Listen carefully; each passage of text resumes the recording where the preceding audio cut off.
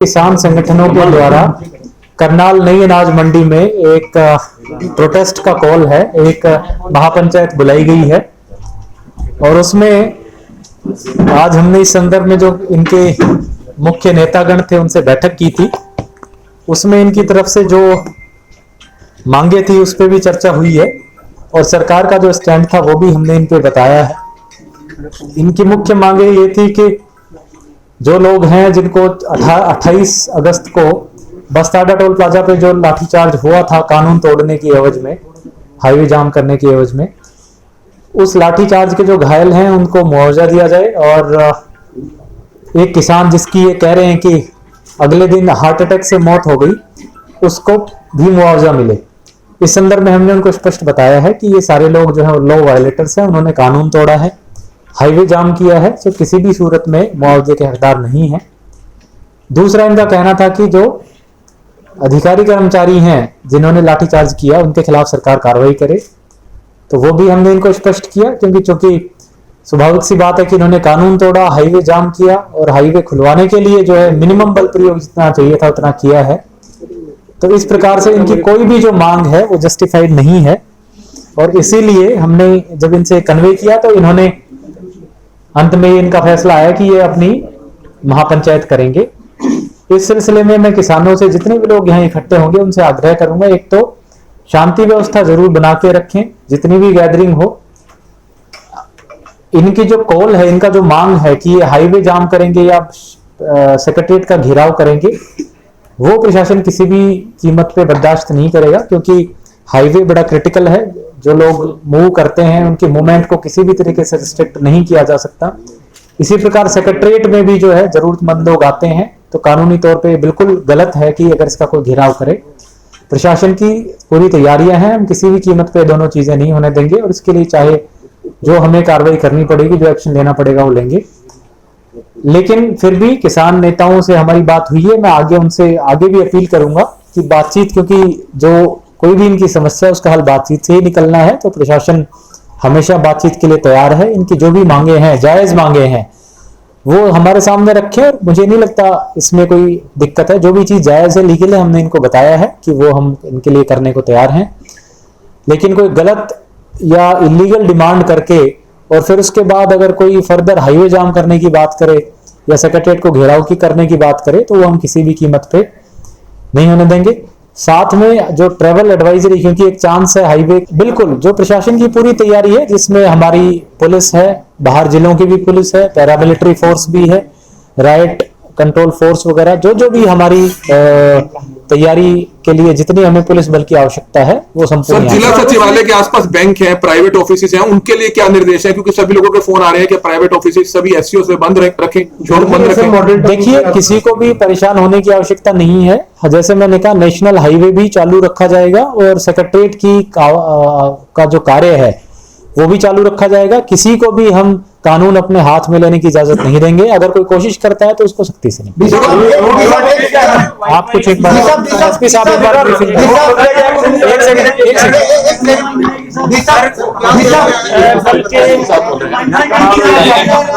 कल की जो किसान महापंचायत को देखते हुए और जिले के अंदर खासतौर पे शहर के अंदर कानून व्यवस्था बनाए रखने के लिए जिला पुलिस की ओर से पुख्ता बंदोबस्त किए गए हैं। करनाल शहर, इसमें करनाल जिले की पुलिस भी लगाई गई है और बाहर के जिलों से भी पुलिस मुख्यालय की ओर से पुलिस फोर्स भेजी गई है। टोटल 40 कंपनियां हमने इसमें टोटल डिप्लॉय की है, जिसमें 10 कंपनियां हमने सीएपीएफ, जिसमें आरपीएफ, सीआरपीएफ, बीएसएफ की कंपनियां शामिल है, वो हमने डिप्लॉय की है। साथ ही 5 एसपी रैंक ऑफिसर्स और 25 के आसपास डीएसपी रैंक ऑफिसर्स भी जिले के अलावा यहाँ पर लगाए गए हैं। इसके अलावा भी पर्याप्त मात्रा में वाटर कैनन, वज्रा और ड्रोन, वीडियोग्राफर इत्यादि का इंतजाम किया गया है ताकि किसी भी प्रकार से यदि कोई भी कानूनी व्यवस्था की स्थिति को भंग करता है तो उसे सख्ती से निपटा जा सके। सर, डिटेक्ट भी किया जाएगा कुछ लोगों को? देखिए, लॉ एंड ऑर्डर में लगातार सिचुएशन चेंज होती रहती है, तो जिला पुलिस को या जो भी फोर्स वहां पर डिप्लॉय रहेगी उसको मौके के हिसाब से या परिस्थिति के हिसाब से जो भी कानूनी कार्रवाई उचित लगेगी वो कार्रवाई। मैं आपको साथ ही अभी रिसेंटली हमें एक सिविल कोर्ट से भी एक ऑर्डर प्राप्त हुआ है जिसमें डीसी, एसपी और 6 प्राइवेट रेस्पोंडेंट पार्टीज थे। किसी ने सिविल सूट माननीय न्यायालय में दायर किया था। माननीय न्यायालय ने आज इसमें यह आदेश पारित किया है कि जो डिफेंडेंट नंबर 3 से लेकर के 8, जिसमें भारतीय किसान यूनियन के चडूनी ग्रुप के गुरनाम सिंह चडूनी, डिस्ट्रिक्ट प्रेसिडेंट अजय राणा, साथ ही मान group, master Kehar Singh group, अन्नदाता किसान यूनियन और गन्ना संघर्ष समिति के जो प्रेसिडेंट हैं उनको उसमें पार्टी बना रखा था।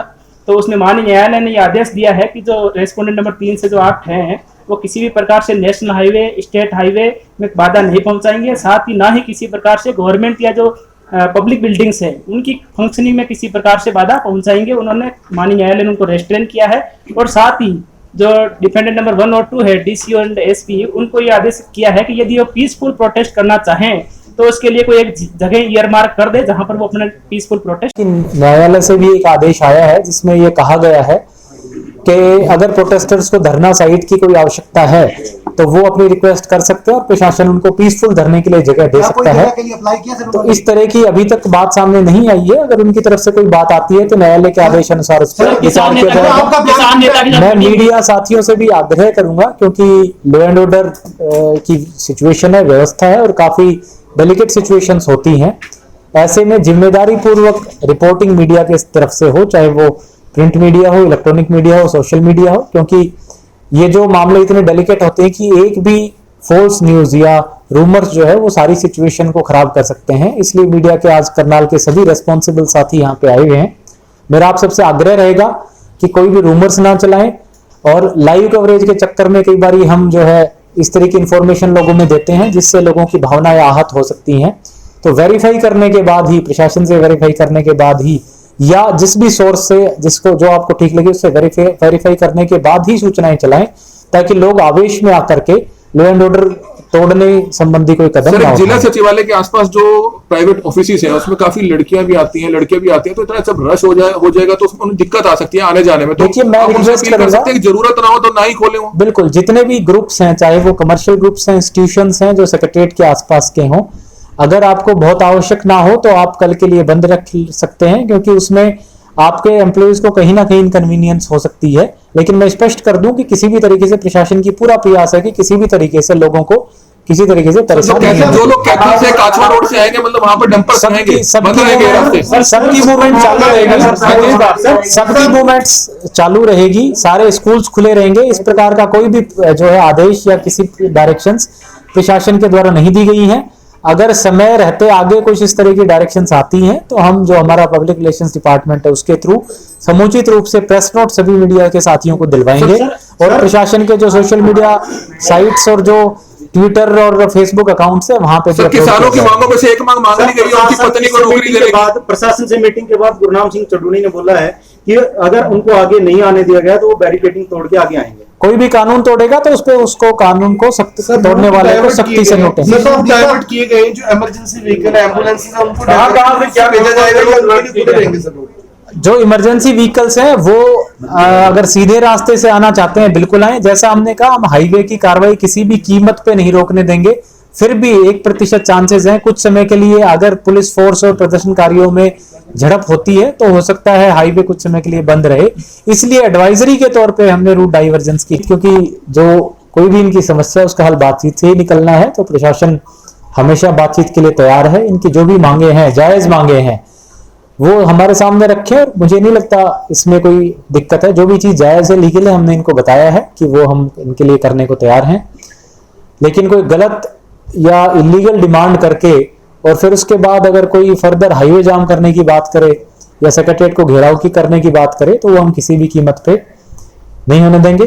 साथ में जो ट्रेवल एडवाइजरी, क्योंकि एक चांस है हाईवे को उसकी व्यवस्था बहाल करने के लिए फोर्स भी डिप्लॉयड रहेगी हाईवे पे, तो एक हमने ट्रेवल एडवाइजरी जारी की है। मैं लोगों से अपील करना चाहूंगा कि कल के दिन अगर जरूरी ना हो, गैर जरूरी कार्य के लिए जो नेशनल हाईवे 44 है उसमें विशेष रूप से करनाल की सीमा में ट्रेवल करने से बचें।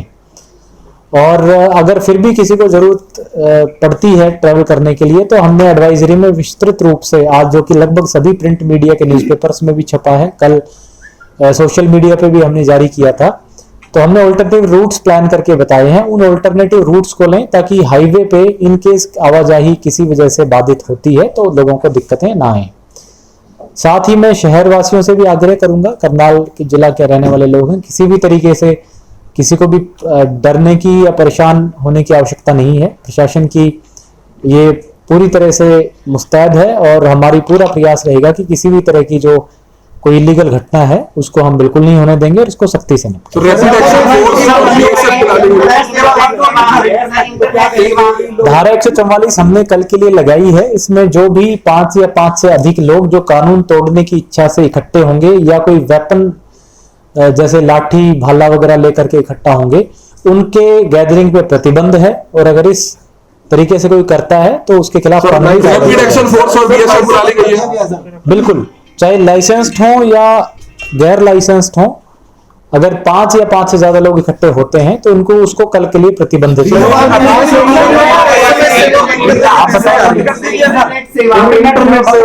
इंटरनेट सेवा हाल ही के लिए करनाल जिले में हमारा बंद करने का प्रस्ताव है। पूरे जिले में सर? पूरे जिले में, क्योंकि कई बार हमने देखा है कि जो असामाजिक तत्व हैं वो रूमर्स फैलाते हैं। रूमर्स के जरिए जो है कई बार लोगों की भावनाएं आहत होती हैं या उनको जो है अननेसेसरी मोबिलाइज करने की कोशिश की जाती है, तो वो चीज ना हो इस सिलसिले में हमने मैसेज आ चुके हैं 12:30 से बंद होगी, आज रात से ही बंद होगी। मैसेज आने शुरू हो चुके हैं कि 12:30 से कल 24 घंटे के लिए बंद रहेंगे। जी क्या पैरामिलिट्री फोर्स बोला है सर ये? बिल्कुल, जो प्रशासन की पूरी तैयारी है जिसमें हमारी पुलिस है, बाहर जिलों की भी पुलिस है, पैरामिलिट्री फोर्स भी है,